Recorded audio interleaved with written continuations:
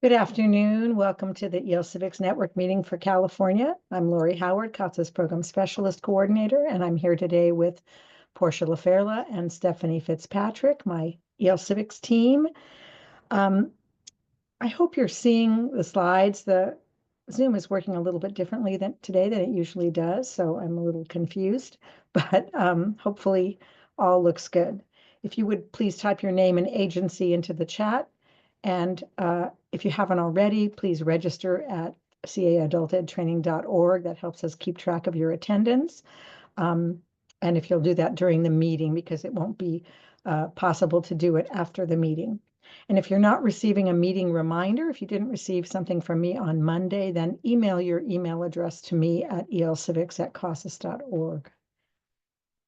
Let me just check the chat so I can see how we're doing here.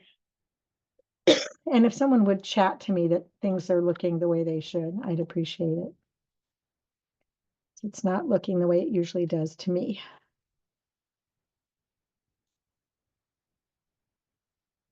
Laura, it looks fine. Okay, thank you so much. Okay, great. Let's move on then. So here's our agenda for today. CD update, IELCE and civic participation, citizenship preparation. We'll talk a little bit about the awards. And then we have a presentation today by Aidan Durgan-Glow and Aaron Carey on integrating civics, US history, ESL, and digital skills in an open access curriculum. So that will be at the end of our meeting, approximately about 1:30 at the end of our general information. And I just want to start by saying, those of you who are in the Los Angeles area, our thoughts reach out to you for all you've gone through with the fires and everything. And I hope things are getting slightly back to normal, and that you're able to go on. We reach out to you, and I know CCAE is putting together some kind of fund that we will have a fundraising effort for you all there. And I don't have that information for you today, but I was told that it would be going out in the WIOA, statewide WIOA network meeting slides. So when you get those, there'll be information about a fundraising effort and other resources. So let's go to the CDE update. The latest meeting was yesterday, February 4th at 1:30. I tell you that so that you can find the slides and recording that you need. And this is the link to the recording. And this meeting is being recorded. And I will send you the link to the recording and the slides, those of you who are on the EL Civics Network meeting list. And it will also be posted on the EL Civics support channel.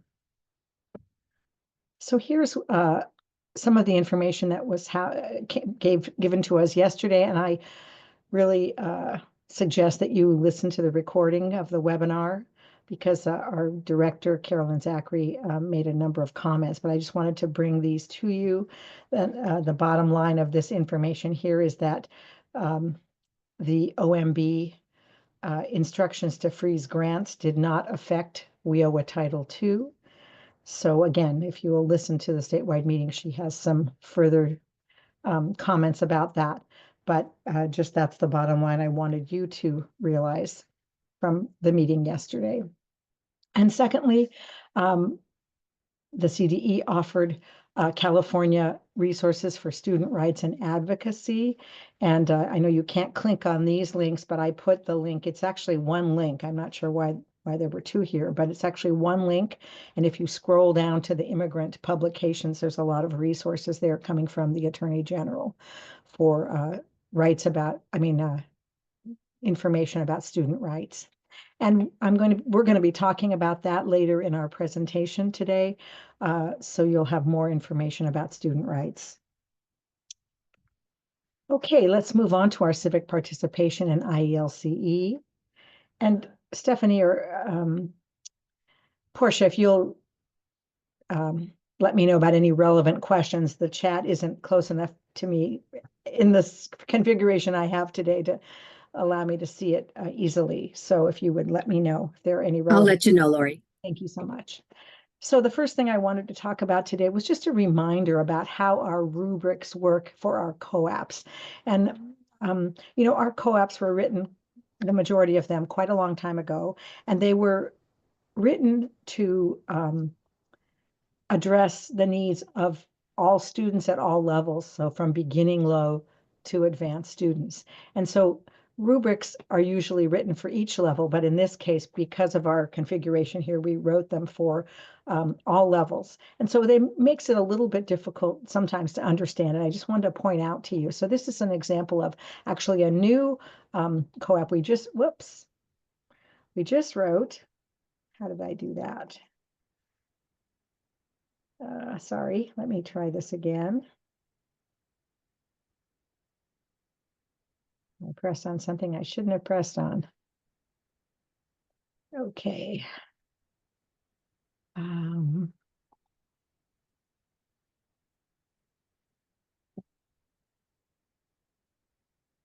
Okay, let me try this again.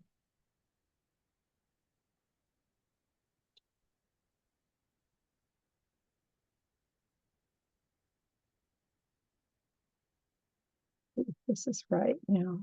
There we go. I think. Now it's starting to look better to me. Okay. Great. So this is what I wanted to show you. So if you'll notice, again, this is from 8.7. I'm going to tell you about that in a little bit. Our new co-op about community needs. So the one task is give an oral presentation about community need or issue. And then the presentation will be based on the answers of up to 4 questions. Okay. So they're giving an oral report, I think it is. So the report is appropriate, clear, and has correct content. All 4 questions, again, for the higher levels are discussed. So we expect that the advanced levels will hopefully get these 18 points here. But when we move down to the next one, it says report is appropriate, clear, and has correct content. At least 3 questions are discussed. So the 3 refers to this intermediate low student here, or an intermediate high or advanced student who didn't do all the questions. They would also move to this rubric item.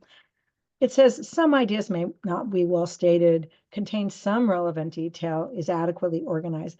And some of you have asked me, well, what if my student, my intermediate low student, answered 3 questions, but they did it like this? Ideas are used persuasive language, they're well stated, they're clearly expressed and well organized and supported with concrete relevant detail. They did a fabulous job. Why am I only allowed to use this rubric? And the reason is that this rubric is showing us the minimum a student's should accomplish. So if they do this or anything better, in other words, you wanted to describe it this way, they still get these 16 points. And that's just the way our system works in order to differentiate the point system. So just know that every rubric is the minimum that they need to get. If they do better, fabulous. Okay, and that is because they're written for many levels and it's hard to distinguish each level. And so I hope that's clear. So let's move on to the next item. And to tell you a little bit about the new co-ops. Last month, we told you that we were working on 8.7 and 48.6, but wonderfully, we have completed 8.7 and we are just a hair close to being finished with 48.6. So 8.7 is a revision of 8.5 to make it more relevant to students who will participate in Ledge Day, and Castro Valley Adult School did that, and Cindy Gravog told you a little bit about it at our last meeting. So that's posted, and we hope that 48.6 will be posted by next week. We're just getting a little bit of feedback for it. But I want to tell you a little bit about it because I know some of you had some concern that perhaps you're not that familiar with AI and how can you teach your learners about it. So this is what 48.6 consists of. The first 2 tasks are about identifying about how AI works. So we separated them out for beginning low to beginning high. They identify how AI works, and they list up to 4 uses of AI, which could be to create a recipe, for example. And they identify up to 5 things they know about it. And so we're just trying to get them to tell us what they know about AI, and that's what they will have been taught in the informational part of your instruction. And then for task 2, the intermediate low to advanced students go a little bit farther. They've gotten that information and they've also researched about AI, and then they're asked to explain up to 5 findings in an oral report or a digital presentation, which would be a narrated slideshow, for example. So we want them to be using technology, and we're asking them to use visual support to support, how AI works. And then all the levels do this last task, task 3. They complete a task. So we want them to show that they can use AI appropriately and effectively. So for beginning low to beginning high, they use prompts in a simple AI ed tech tool like Canva or Padlet to generate an image. And then the intermediate low to high, they create an effective prompt sequence to summarize key information about a topic. And this can be a topic that they choose or that one that the agency gives them. And then the intermediate low to advanced go on to evaluate the prompt sequence about how well they did the prompt. And they tell about how well they did it by writing a paragraph summarizing their process. So that's what they're going to be doing. And we're going to be putting out a short teacher's guide with some of the information that we hope students will be gathering as they learn about AI. And we'll be doing some training on this too. And our partner Pace AI is going to be having some instructional materials also for this content. Any questions? Let's see if I can now move my chat where I can see it. Okay, and we'll be telling you more about this as it happens, okay? But I just want to give you a brief overview of it. So let's move on. So we want to move into immigrants' rights. I don't know if all of you know, but we have COAP 19, which is identify the rights of immigrants in the United States and access local and state agencies that specialize in these rights. So that's been there since the beginning.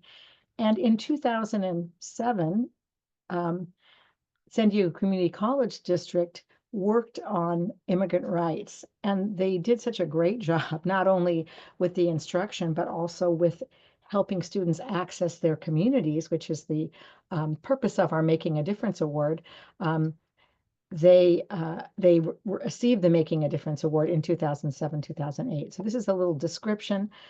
They created an innovative immigrant rights program in order to address the needs among students to learn about what to do when faced with difficult immigration issues. Students learned about their rights if stopped and asked about immigration status and gathered information about community resources and designed to help the immigrant population.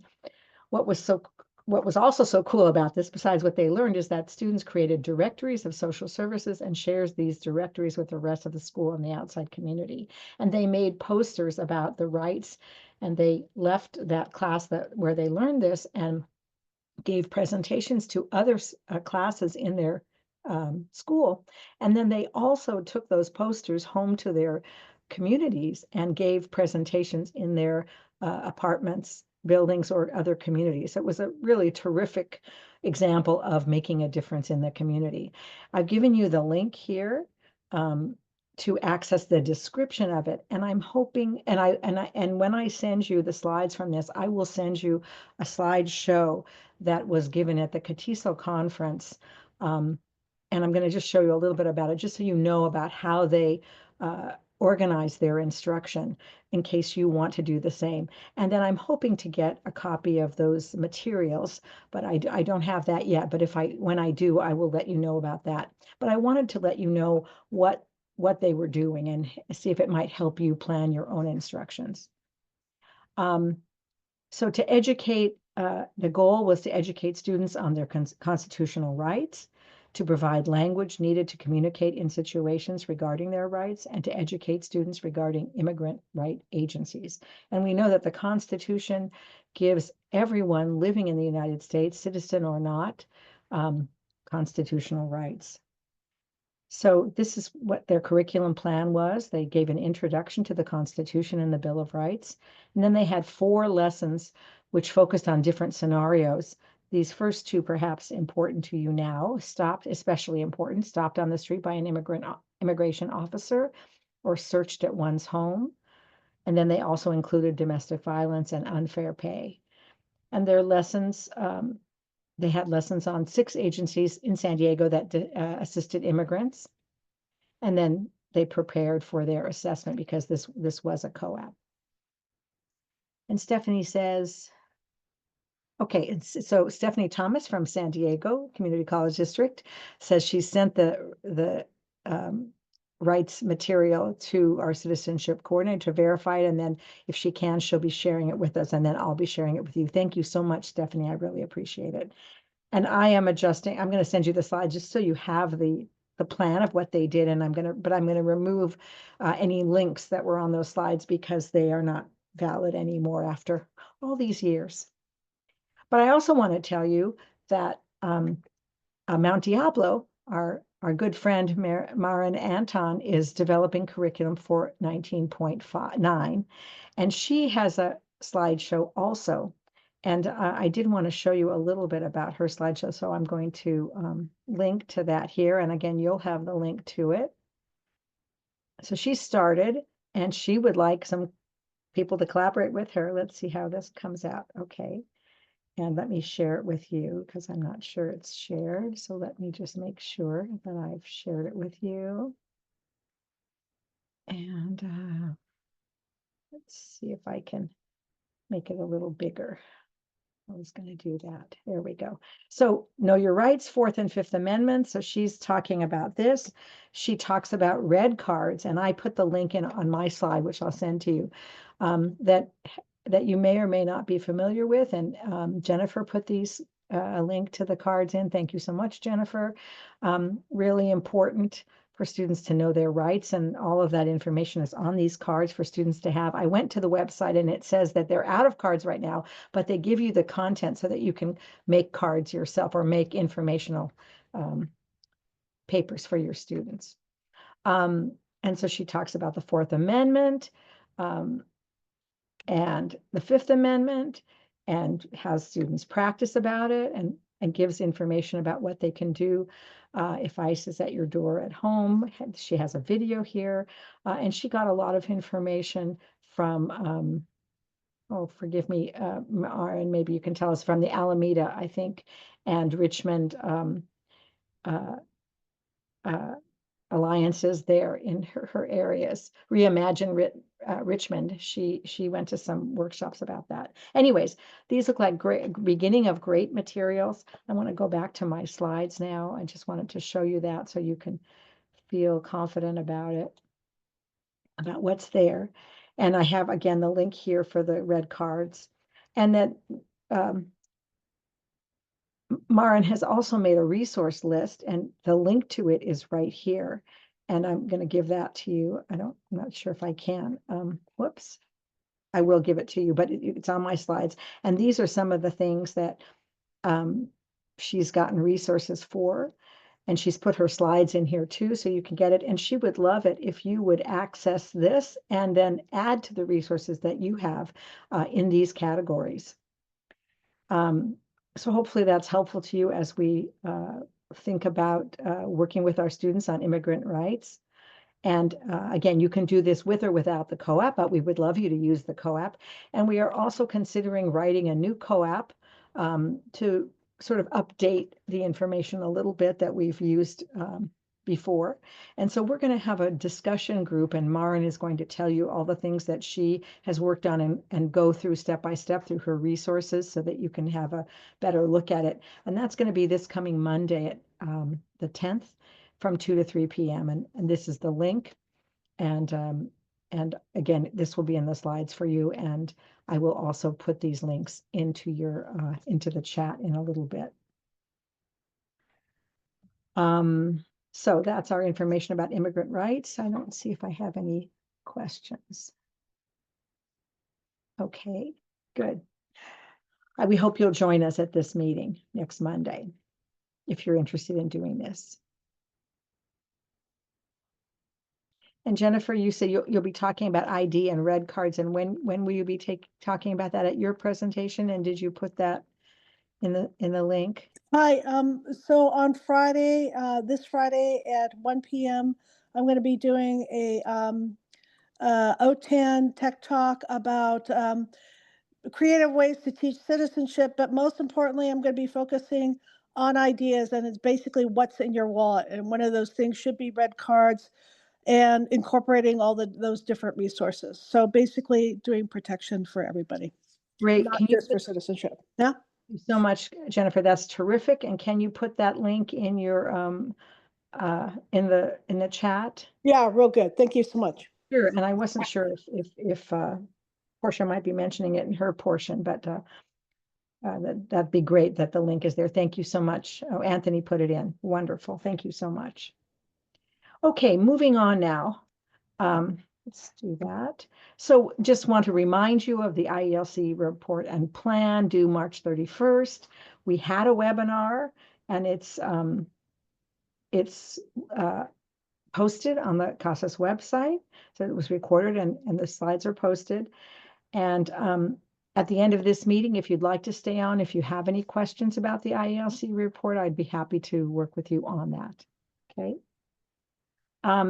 And then just to remind you, I sent you something on Monday about this, and I told you about it at our last meeting, but the deadline is tomorrow if you want to join the IET Education and Training Implementation Clinic from CalPro. So I put this information for you again, and I did send it to those of you on my network list on Monday. Did anybody apply? If you did, raise your hand. I hope that's not too much information. Good. Megan, thank you so much. Good job. Maybe you can report back to us about your work once you finish it. Okay. Let's move on to citizenship preparation. Portia LaFerla will tell you about citizenship preparation. Thanks, Laurie. Just a recap, the citizenship interview test is a one-on-one interview that helps predict a student's readiness to pass the citizenship interview. And it's focused on the N400 application for naturalization. If you need to certify for this, you do need to be certified in order to offer this exam. The examiners must be certified. Next slide, Laurie. Sorry, I was doing something else. That's okay. And you place an order at on the CASAS website. There's no charge for that. You enroll, and then you go through the training, you pass the certification exam, and then you can offer this test. A big hint to anybody who is either certifying or recertifying, when you go through the process, at the end, you have to score 3 of 6 interviews at 80% accuracy or better. Make sure that you have all of your scoring documents with you when you do that. Don't try to score it from memory. It's a very technical test. It's based on consensus scoring. So you may or may not agree with the scoring, but the majority of people who originally scored the test agreed on that. So it's just a hint. If you keep an eye on those documents, you'll do much better and get through the training much more quickly. And then the next one, please, Laurie. The certification expires in June, and every year, once you're a certified examiner, you will recertify between January and April. You usually get an email in early January telling you that you need to recertify, and then you can go online and sign up for that training. If you don't know about your certification, you can always go to the CASAS website, make sure that you're logged in, click on your picture or your name, and you can see all of your certifications there, and it should tell you when your certification expires. If it says that the certification expires in July 2025, that means that you need to recertify now. Otherwise, between July and January, you cannot offer tests, and you will probably be required to go back to the certification process instead of the recertification process. If you have any questions about that, you can just email sit@casas.org, and one of the team will be happy to help you. And the next one, Laurie. The government and history for citizenship is another test, citizenship test that earns payment points for citizenship. These are outside of the other 231 and 243 payment points that you can add. These are additional. This one is based on the 100 USCIS 100 questions. And they're simple facts about American government and American history. And it probably is of interest to most of your students. So if you're running citizenship, I highly recommend that you offer this to more of your students. And there are ways of doing that that are in the FAQ document on the citizenship webpage. Or again, you can contact me and I'd be happy to give you more information about that. And the next one, Lori. In order to get any citizenship preparation payment point, just like all 231 payment points, the student needs to have a pre-post test pair with a valid NRS approved CASAS test. And they have to be in the same modality. So it can be reading to reading or listening to listening, has to be same modality and same test series. Next one. We get a lot of questions about EL Civics payment points, and if a student tests beyond the advanced level, can they still get an EL Civics payment point? The student's CASAS test score has no bearing on their ability to earn a payment point.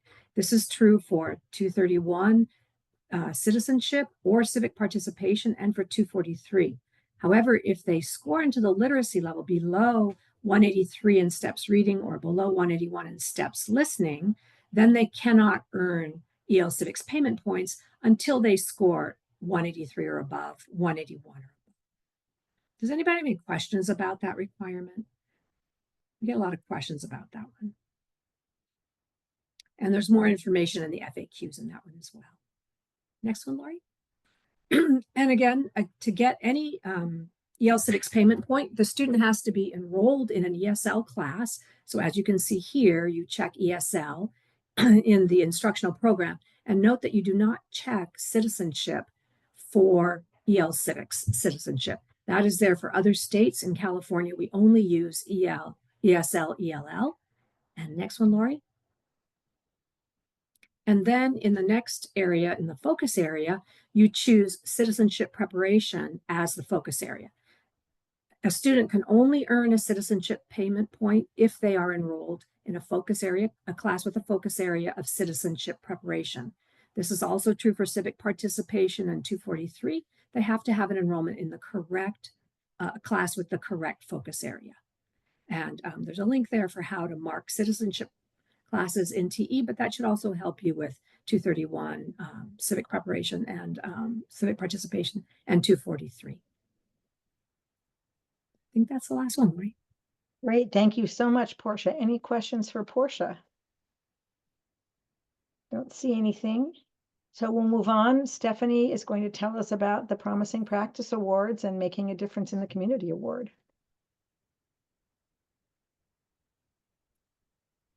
Okay.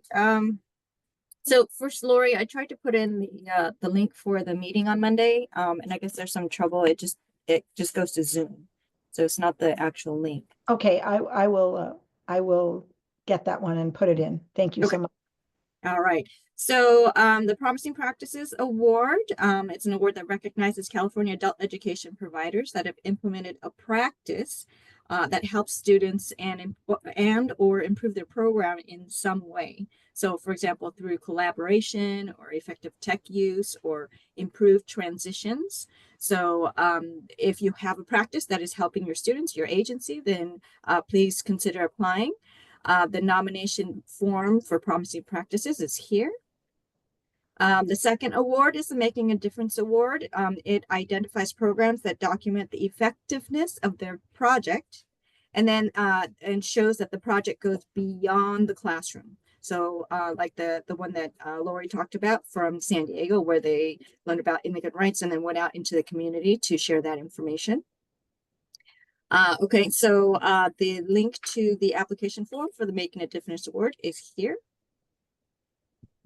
And next slide.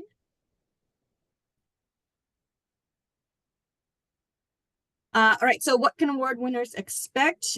So they'll be presented with the award by the CDE at the 2025 CASAS Summer Institute California Consortium meeting. And they are invited to participate in a poster session at the Summer Institute. They're invited to talk about the Promising Practice and or the MAD project at various network meetings. And pretty much we would like them to serve as a model for other programs seeking to implement similar practices or projects. Next slide.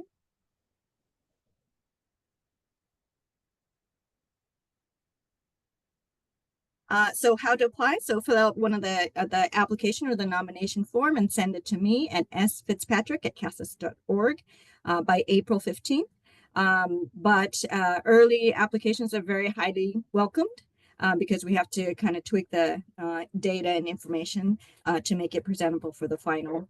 And then agencies are subject to final approval by the CDE.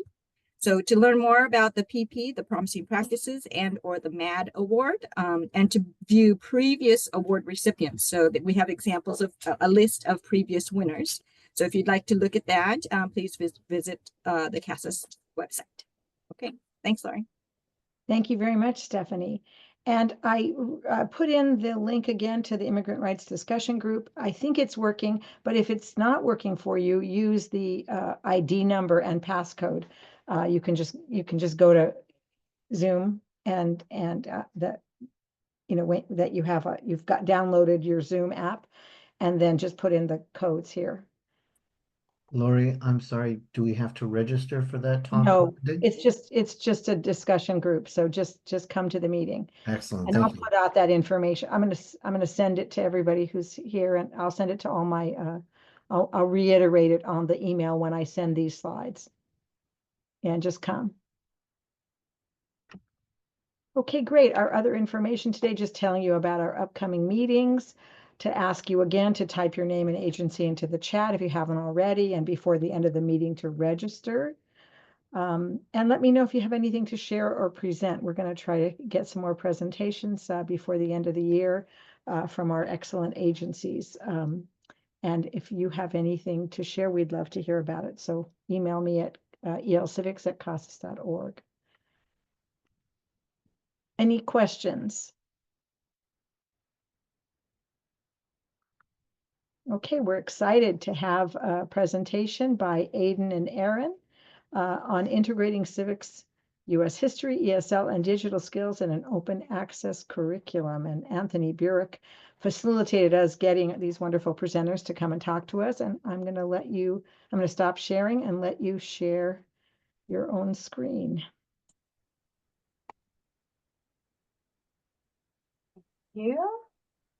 Okay, thank you, Laurie. And Erin is going to share yes, we can see it. I don't know, is everybody able to see the screen? Yes. Yes.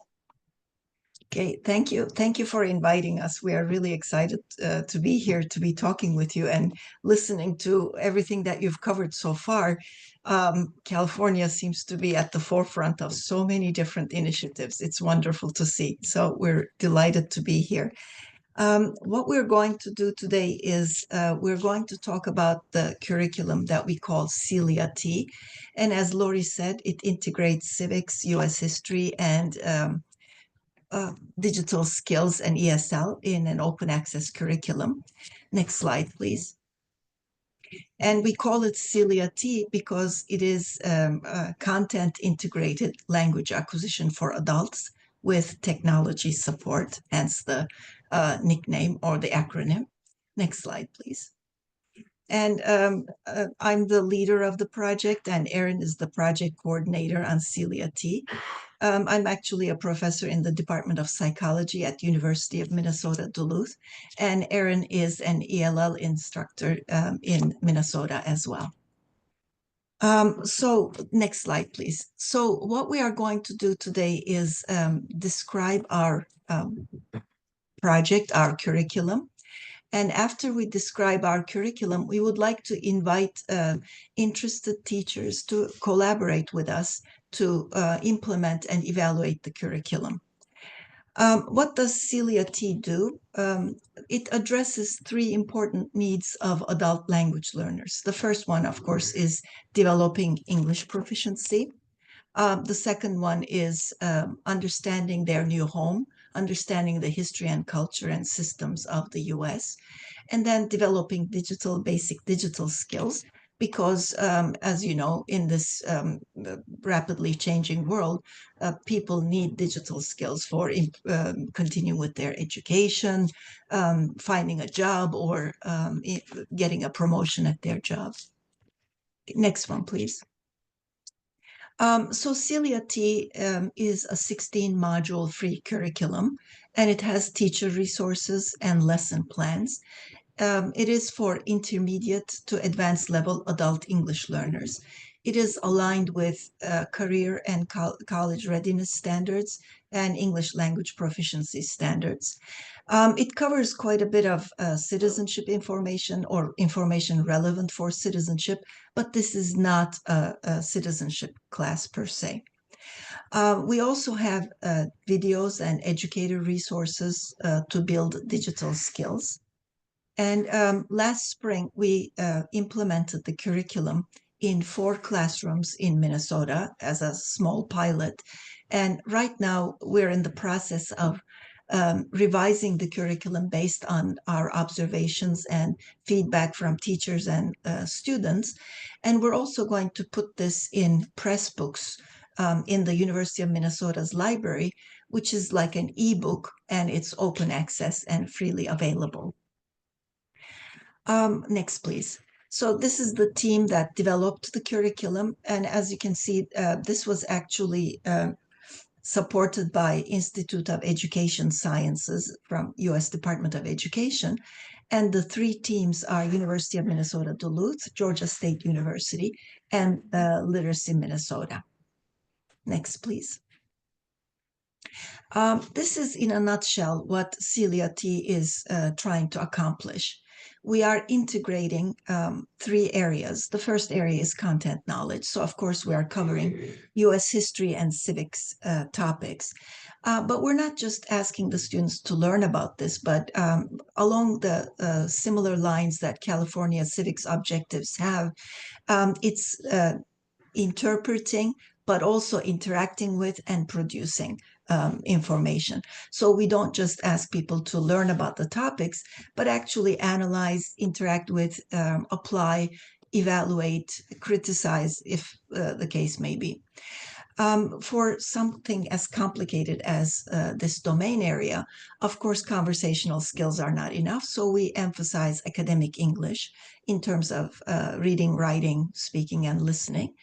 And when it comes to digital skills, we talk about how information is multimodal. It's not just text anymore. We have audio, video, pictures, photos, as well as multi-texts. So digital skills include some of that information.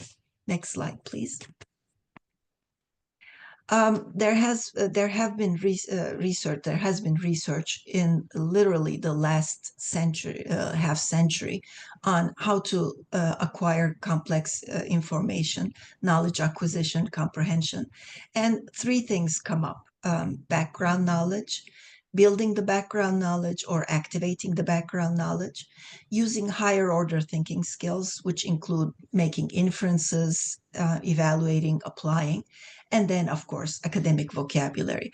So CELIA-T builds on these 3 components very explicitly, very conscientiously. The next slide, please. When it comes to digital skills, we work on 6 competencies, core competencies. The first one is functional skills, navigational skills, the usual, knowing how to use the tools, how to navigate the internet. But then we go beyond that. So another competency that we work on is finding and evaluating digital information, making sure information is reliable and valid. We also work on responsible digital citizenship, how to be involved in the digital world ethically and safely. Technology troubleshooting is resilience. How do people learn certain things in one digital context, but learn how to apply it to new tools, new skills? Comprehension and integration, it's basically trying to understand multiple texts in multiple modalities, integrating information. And of course, the last one is communicating, collaborating, and creating information in the digital format. Okay, next one, please.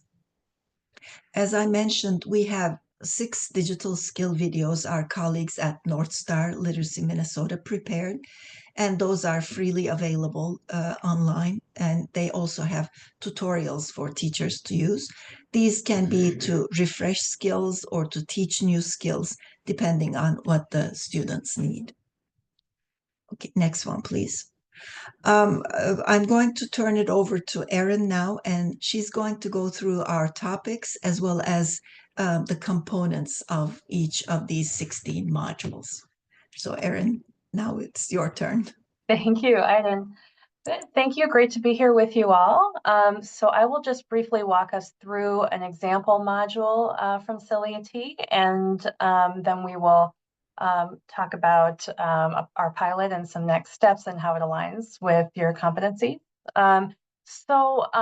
We start with just a sort of a primer on some digital literacy basics to allow teachers to work together with the students on getting accessing a lot of the apps and the digital sign-ins, logins that they will need depending on how the teacher is delivering the course. That is in the process of being adapted post-pilot, so we will probably spread it out actually over several modules. Then we have the following modules I'll just read through.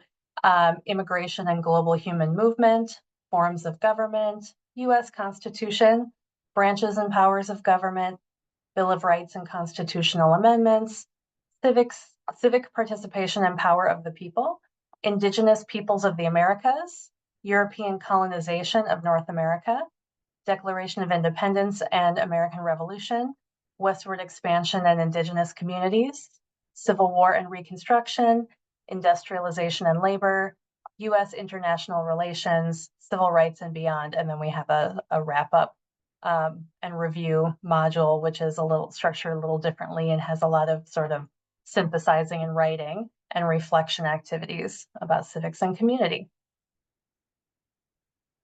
So these components will be in each module.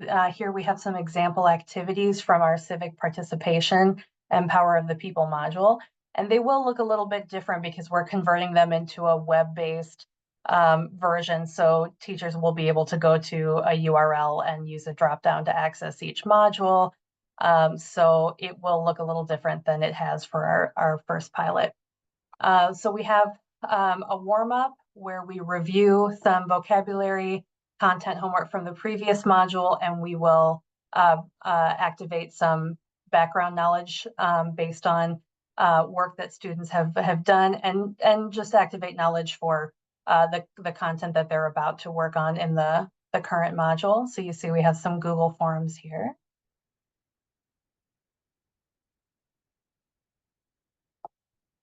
We will do some pre-reading activities before launching into our anchor text. So we introduce the new module topic.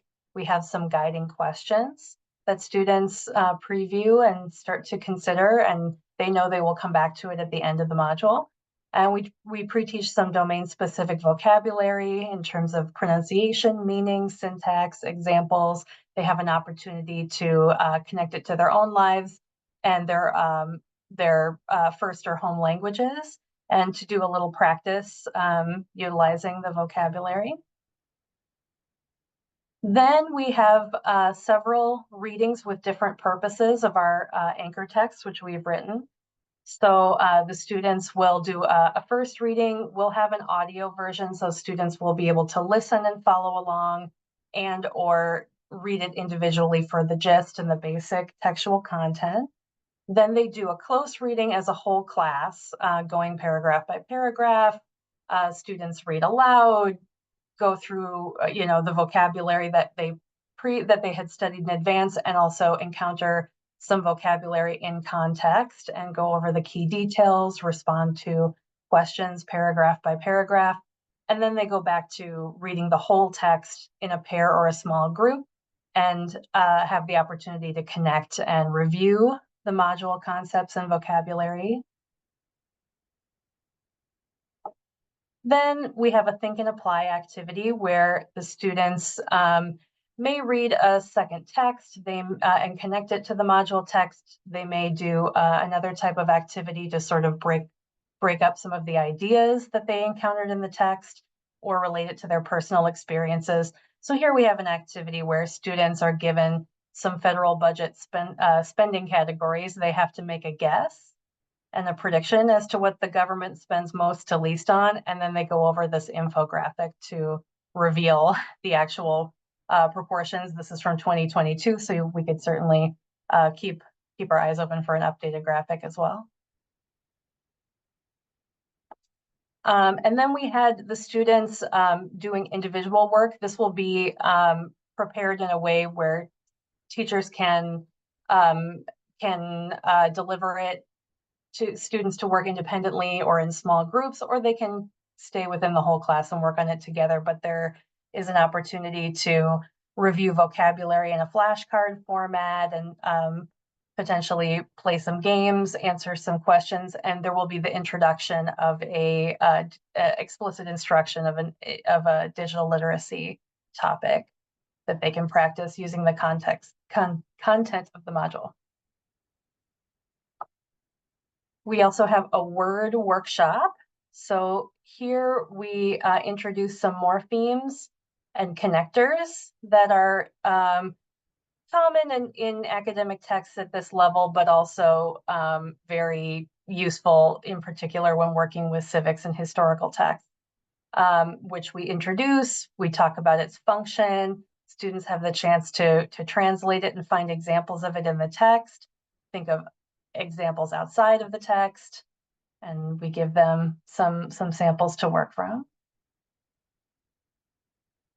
Then potentially on a second day, the students do another reading, a whole class reading, and have some additional critical thinking questions and an opportunity to do some summarizing in differently formatted activities. So you can see some examples of questions that go beyond the key details and dig into some more interpretive or inference-based work or evidence-based.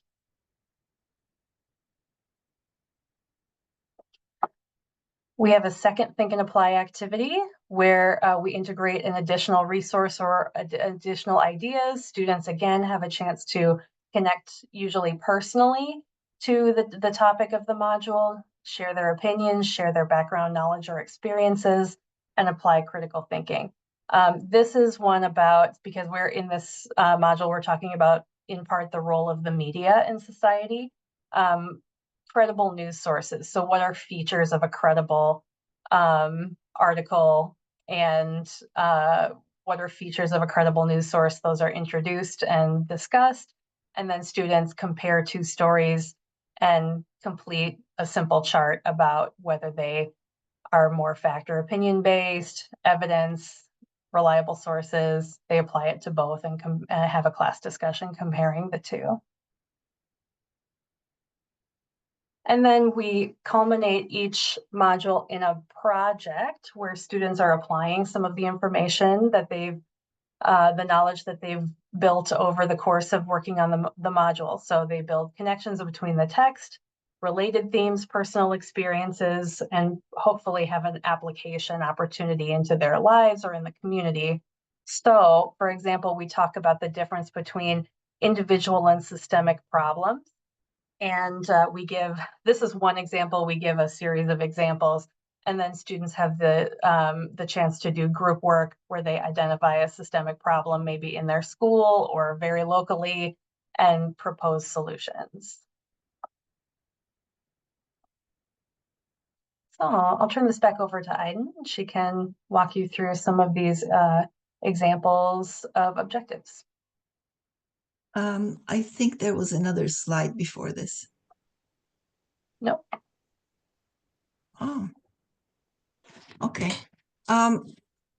Anyway, well, we have been looking at the California Civic objectives and to see how they overlap or not overlap with our curriculum. Of course, this curriculum has history and digital skills in addition to civics. So I'm only going to summarize what we see with the civics objectives. When we look at the overall curriculum, I think with community resources, with government and law, there are quite a few overlaps, and there are some overlaps with workforce and transition categories as well. So just to give you an example, these are some of the topics that we cover in Celia T, which are also in the civic objectives, California civic objectives. And they are also assessed, these activities are assessed in the modules, either by projects or I don't know the exact mapping between COAPs, for example, but all of these activities have a way of presenting the outcome, a way of filling out a worksheet or performing a task on this. So there are topics related to discussing issues that affect the community and then discussing solutions. We do cover race relations and other issues across modules and in the US as well as in the students' home countries. So we do have, as Erin summarized, we do talk about indigenous populations in the Americas, especially before the Europeans arrived. And then we also talk about the Civil War and civil rights and beyond. So across the modules, we cover some of these topics. Of course, we do talk about the Bill of Rights and amendments. And we also talk about what other amendments do they think would be useful for the US to have, for example. And not in as much detail as you talked about earlier in terms of citizens and immigrants' rights and responsibilities, but we also do mention that Constitution protects rights of everybody regardless of their citizenship status when it comes to some very basic human rights. Next one, please. We also have overlapping topics when it comes to government and law. The simplest one, of course, is the structure and areas of responsibility in local, state, and or federal governments. For the history part, we do talk about landmark events and historical figures and how it influences the present day society. We do talk about digital safety, the communication tools, reliability, validity of online information, as we talked about earlier. Next one, please. Oh, this is the one I was looking for. I think we got the slide orders mixed. So as I've mentioned, the community resources overlaps quite a bit with Celia T. Government and law does too, and to a certain extent, transitions and workforce training. Next one, please. For transitions and workforce training, digital skill building and knowing how to use the tools, knowing how to use the appropriate language are some areas that we cover in Celia T. We also have exercises where people can identify their interests and different career opportunities. And in all of the critical thinking exercises and activities related to the culmination of a module projects, we do talk about how attitudes, beliefs, values shape both the workplace and the community environments. Next one, please. So I mentioned that we did a very small pilot in Minnesota in spring of 2024. And some feedback that we got from the teachers said, for example, great way to incorporate technology into instruction. Students were very interested in the civics and history topics that we covered. And as part of the background knowledge activation, since we asked people to discuss their own experiences with the topic of interest, the curriculum allowed students to share their lived experiences, and the teachers noted that this was an interesting and valuable aspect. And next one, please. Students had multiple types of feedback, just highlighting a couple of them. One student said, I wanted to learn every lesson, especially how all people came here and how all the institutions were built. Another student said, I like history study. In addition to learning history, this program helped me with my English because it has vocabulary, good text, and some grammar. And they appreciated hearing from others about their reality, their situations. And this student said, now I know why American culture is multiple, I guess meant diverse in this sense. And I understand how different people live together. And knowing about history is very, very important because the history affects the present. Next one, please. So right now, I would like to just mention what the next steps are. As we mentioned, the final revisions are ongoing right now. We are doing the final revisions and uploading everything to Pressbooks by early summer. And at that time, we're also beginning the teacher recruitment. And during the summer, we'll have professional development, and towards the end, right before classes start pre-testing learners.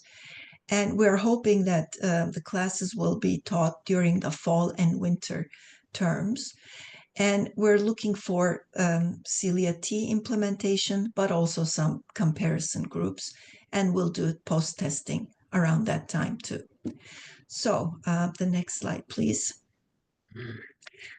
This is actually an invitation to participate to those of you who might be interested in implementing Celia T as a curriculum and pilot all 16 modules in your classes, and do pre and post, allow us to do pre and post testing in your classes.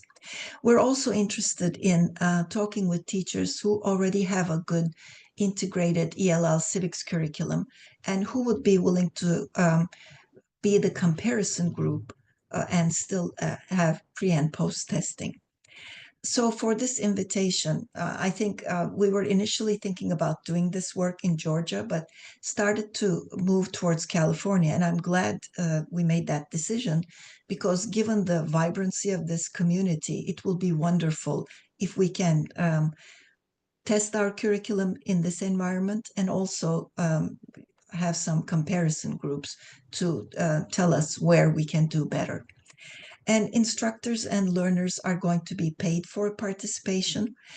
Instructors are going to get paid normally for their teaching workload, but since there's going to be professional development and other kinds of activities tied to the research project, both Celia T and comparison group teachers will be paid for that extra effort.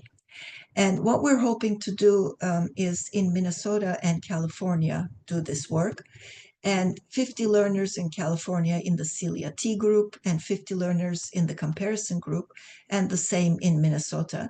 So it probably translates to about 3 to 5 classrooms. Next one, please. And our California partner is OTAN, and to help us coordinate the teachers and classes.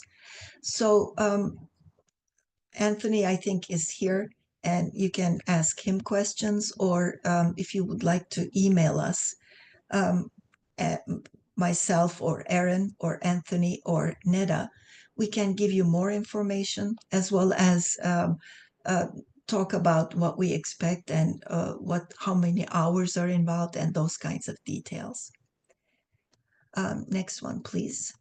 We have a lot more resources on our website, as well as some of these links that are here and the articles that we have published. So you're welcome to look into these further before you make a decision. And we'll be sharing these slides, so you don't have to worry about writing these down. And next one, please. You can reach the slides through this QR code. And also ask us any questions if you'd like to know more about the project and our invitation to participate, to collaborate with us. So do we have any questions for Aiden or Erin?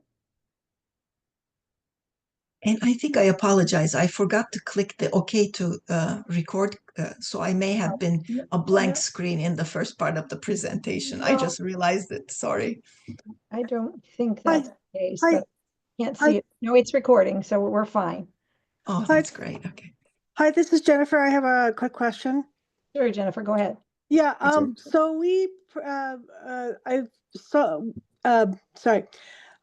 You presented last year on links, and we really appreciate that. I hope it generated a lot of interest. I really see an improvement with this round because I see you doing a really strong partnership with North Star. So I think that's really going to help the curriculum. So congratulations for your improvements, and I hope you do much better. Do you have, what kind of feedback were you getting this year from your presentations? Do you mean from the pilot study that we did, or Yeah, from from the the pilot study. And was that pilot study in Georgia, or was it somewhere else? Or was it still in Minnesota? it was in Minnesota. All four Okay, classrooms were in Minnesota. okay, And great. yeah, and we did a lot of observations in the classrooms as well to see how, not in terms of what the teachers, uh, how the teachers were teaching, but how the curriculum worked. It was for our purposes. So it was not a teacher evaluation observation. It was more to see if the curriculum is viable, if it's working, if it makes sense. And one of the most difficult parts, of course, is when you're teaching a hybrid class and trying to reach both people who are in front of you in class as well as Absolutely. people who are online. So that was the challenge, and we're trying to streamline it so it makes it easy. We make it easier for the teachers. We're going to be preparing slides, for example, so the teachers can share the slides with the online students much more easily rather than fiddling between screens and things like that. So some streamlining is as a result of the pilot that came through. But I think I'm really impressed with like I said, the vibrancy in California, the kinds of efforts, I mean, just the size of this group. So I really hope you would consider collaborating with us, all of you who are teaching these classes, to see if Celia T works with your students, or if your comparison group, if your comparison class is a little bit better and it works better so we can learn from it. Well, thank you so much, Aiden and Aaron, for showing us, telling us about your project. Thank you, Anthony, for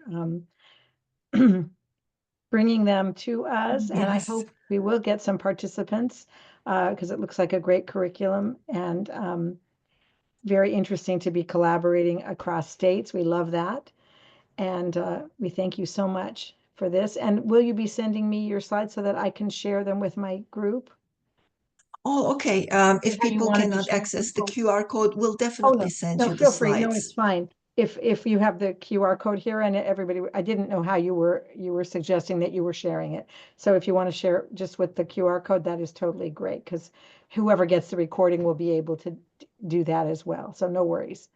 Oh, okay. But I will send you the slides anyway, in Okay, great. case you want to Okay, share them. Thank you. that'd be Thank great. you very much for inviting us. It was really interesting to hear everything that's going on in this group. Thank you. Thank you. Great to have you both. We appreciate it and good luck with your project.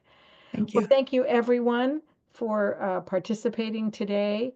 If you want to stop sharing, that'd be great. Yeah. I'm not sure where my slides are, but we'll just end the meeting. I think we have come to the end and we look forward to seeing you at our next meeting. And I will be sending you the recording and the slides if you are part of my EL Civics Network meeting email address list. If you're not, email me at elcivics@casas.org.